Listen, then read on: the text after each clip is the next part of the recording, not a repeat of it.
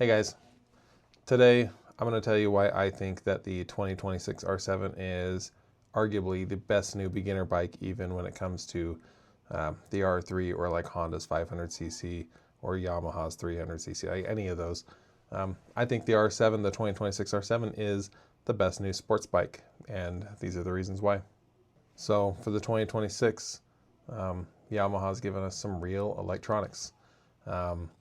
There's the older R7s, they didn't have any drive modes or anything, and the 2026 R7 has a full IMU rider aids, which are going to make it, like I said, one of the best beginner bikes. And so second reason for me is the ride modes are going to be a learning tool. So, if you want to start in the rain, you can learn how to drive in the rain with the traction control settings and the slide control. You can move up to the streets and like to normal street riding, and eventually you can graduate to it being a pretty good sport bike with really good torque. So if you want to practice wheelies and be playful with the bike, it's going to be great for you. So the bike literally is going to scale with your skill level as you adjust your IMU. And the CP2 engine they put in the R7 is without a doubt one of the most predictable engines. From the throttle feel to the way the horsepower feels, from the way the torque kicks in. It's a 74 horsepower bike. It's got really strong low end torque. And it doesn't have like a crazy top end. Like, it's not going to feel like it's hitting like a weird power band when you get to the top of the RPMs. And so that makes it, in my opinion, a lot easier to control than some of these inline 600cc bikes.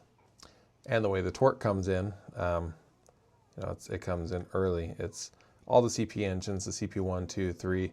The only one that kind of feels a little bit different is the CP4, but the R1 it's a little bit different with the gearing ratio and everything. So, but the CP2, the torque comes on early and smooth. It's not like an explosive feel. So beginners don't get punished for small mistakes that they might make. So, and then with the advanced traction control, the lean sensitivity, it's going to keep you upright in the corners.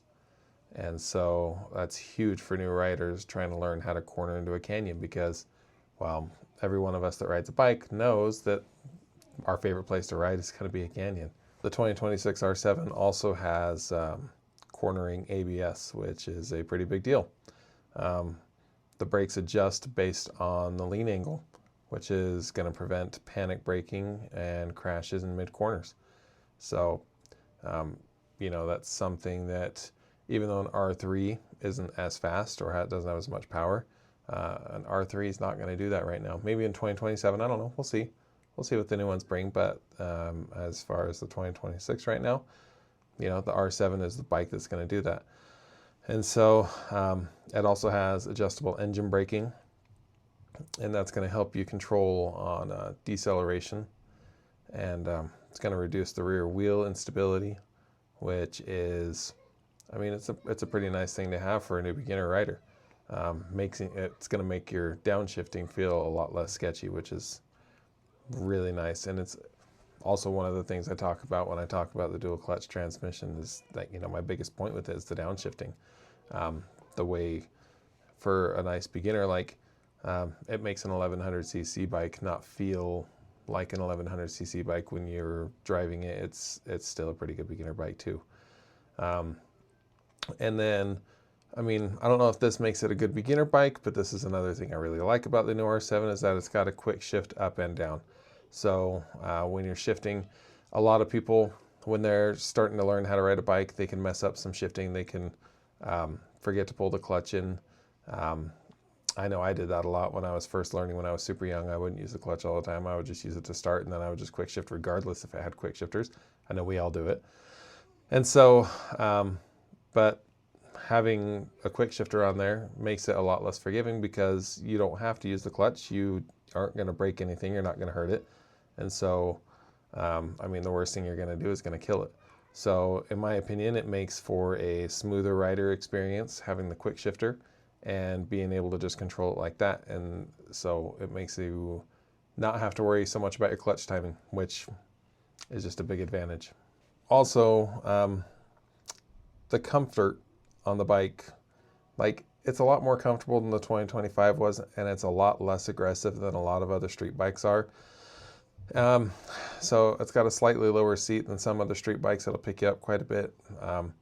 The way the pegs, when you set your foot on the pegs, you don't feel like your knees are like right up into your chest, which is super nice. And then, so the ergonomics on the 2026, I'm a bigger guy, and in my opinion, the 26 ergonomics feel just worlds better. But if you're, on the skinnier side, which a lot of people that ride bikes are, from the front to the back of the seat, you have more room now. So if you have a passenger, it could be a drawback. Something I never thought about, because like I said, I'm a bigger guy, so I don't fit on a lot of street bikes from front to back. I feel like some of them, like the 25 R7 used to scrunch me pretty bad. And the 26 doesn't do that. But I had a smaller guy on one of the R7s, and he had his girlfriend pop up on the back seat, and she said it was a little bit more uncomfortable for her because the amount of room between her and the seat versus where he was, there was kind of a big gap. And so I don't know if it's very advantageous for skinnier riders with passengers, but in my opinion, it's more comfortable. Like, it's still super sporty, but it's not like as brutal as the R6 was in the seating. And so, and also another point to be made here is you're not really going to outgrow an R7. Like, you could eventually want more power. Everyone's going to ride a bike is going to have a faster bike than you, and like there's always going to be someone faster, but you're not really going to outgrow the CP2 on the R7. Like, I know 74 horsepower doesn't sound like a lot when you look at like a 600cc bike with like 110, 120. But if you get sick of it, you could always tune it if you wanted to. When you tune these, it wakes them up like 10, 12, 14 horsepower, kind of depending on how aggressive you tune it. And if you just do like a basic flash tune, or if you're going to put it on a dyno. But it's extremely capable. It's a really, really light bike. It's really nimble. It's really easy to handle. It's capable of like doing track riding just fine. Like, your lean angle that you can put on these is I mean, you can feel way more comfortable laying it down in the corners than you can on a lot of other like 600cc bikes with more power. The custom modes that it has a track mode, and you have to be in track mode. It's a big thing with the track, or with the launch controls. You have to be in track mode to use launch control. It's not just going to let you use it in all the other street modes. You actually have to go into the theme and then go into the track mode. And once you're in track mode, from there is where it'll let you enable the launch control. So a big thing there. But it's got a pretty big performance ceiling. Like, you can, if you wanted to, if you're an enthusiast and you want to like turbocharge your bike, the CP2, it'll take it. Like, you can boost them. There's people out there that have turbocharged that engine and had great success with it. It still has extremely good throttle response, and you can make it faster, and you can have a super light bike to be able to go canyon carving and do whatever you want. And so the bike, more or less, it kind of grows with you instead of needing to upgrade in 6 months like you would if you bought a 300cc bike. A lot of people that buy an R3 or something like that, they come and within 6 months to a year, and they want an R7 or an R9. But everybody's always going to want a bigger bike, because everyone always is going to feel like they're outgrowing their bike. But it's what you make of it. So, but the bottom line is that the 2026 R7, it's a massive shift compared to the old R7. So the old R7 was really simple. The new R7, it's smart, adjustable, it's tech-based learning. It's just a really manageable power. It feels really premium. Like, and I'm not going to slander other brands. I'm not saying this in a slandering way, but I've sat on some Kawasaki's and some Suzuki's and some other bikes, even some of the lower end Hondas, sorta. But some of these other bikes, they just feel kind of cheap. And so I urge you guys to like just go sit on the bike and see what you think. And I will actually explain to you guys the modes really quick before I end this video. But you know, when you're buying a first bike or a beginner bike or what you think you want as a beginner bike, I urge you to go sit on it, go start it, go put the key in it, you know, check out the dash, see how it feels. Sit on a bike for 10, 15 minutes. If it feels like you're comfortable after 10 or 15 minutes and you're not hurting, you know, it's going to be a bike that you're going to be able to ride. And so, and the seat position feels worlds different on every bike. So you can be on a Ninja, you could be on a Yamaha, you can be on a Honda. All three of them are going to feel different. In my opinion, the Honda is the most comfortable, but this new R7 is a huge game changer. So, but let me tell you about the riding modes real quick before I end this video. I'm going to start with the first one that you all are going to click it into, and that's going to be sport mode. So the sport mode is going to give you the sharpest throttle response. It's also got the least electronic intervention, so like traction control, stability control. It's basically turned like all the way down when you're in sport mode. It is the best mode if you're going to be riding aggressively like in a canyon or once you're comfortable. But it's going to be your best mode for like canyon riding, track riding. It just makes the bike feel more raw and aggressive being in sport mode. So that's where you're going to get the most out of the CP2 engine's torque. Number two, the street mode, which I'd say about 40% of you guys probably leave it in street mode. I don't know, I could be wrong, but everyone seems to put it in sport mode. So, but the street mode, it's going to be pretty balanced on the throttle response. The traction control is set to moderate, and it's more or less designed for like everyday riding. So if you're in the city or if you're in a town or whatever you're doing, basically not on the freeway or not in a canyon, it's going to be the best daily mode.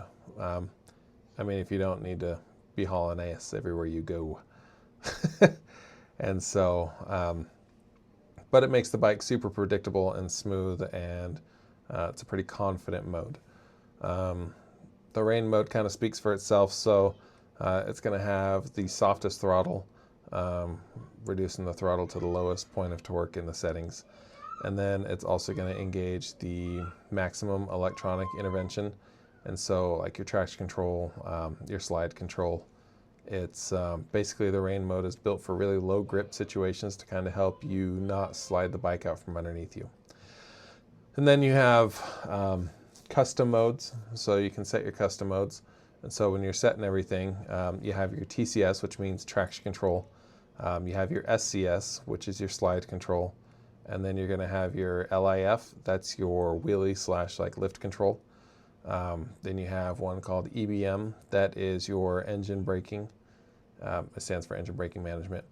And then you have your ABS, which everyone knows, but it's a cornering ABS. So remember that when you're enabling it, it's also going to be affected by your lean and everything like that.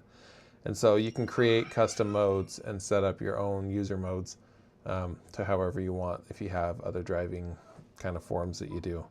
So, but yeah, that's my reasoning on why I think the R7 is now the new best beginner bike. So I'd love to hear all your guys' feedback. Anyone that's bought one, I'm around them all day. I've driven two of them now for a few miles to kind of feel them out, and I've driven the old R7. I'm like I said, I'm a bigger guy, man. I'm 6'4". I hated the old R7. I thought it was cramped. I didn't like the way everything felt on it. I loved the CP2 engine. Like I loved the MT-07, but now that it's 2026 and the new R7 has come out, I mean, it's just worlds better than most other bikes. I wholeheartedly think if you're looking for a first bike and you're torn between the R3 and the R7, if you don't want any of the electronic intervention and you just want like an easy to ride, light beginner bike, I mean, the R3's got plenty of power for a beginner. But the R7, it's right in that sweet spot where it's super fun. And then it's just got, with all the aids, like I said, it's the perfect bike in my opinion. But go out and ride one for yourself. If you think you know of a better beginner bike, by all means, please leave a comment below. Tell me about it. Tell me why. I'd love to hear the reasons. I'd love to hear your guys' feedback. I get a lot of feedback on a lot of my videos. I know they're still pretty small at the moment, but I love your guys' feedback. I read and comment back to every single one of your guys' comments on all of my videos still. So the channel hasn't outgrown that by any means yet. So I read everything. So please let me know what you guys think on the new R7 if you have one. Let me know what you chose for your first beginner bike. I'd love to hear it and tell me why. I love reading your guys' comments and your guys' feedback. So yeah, enjoy the video, guys. I'll see you in the next one.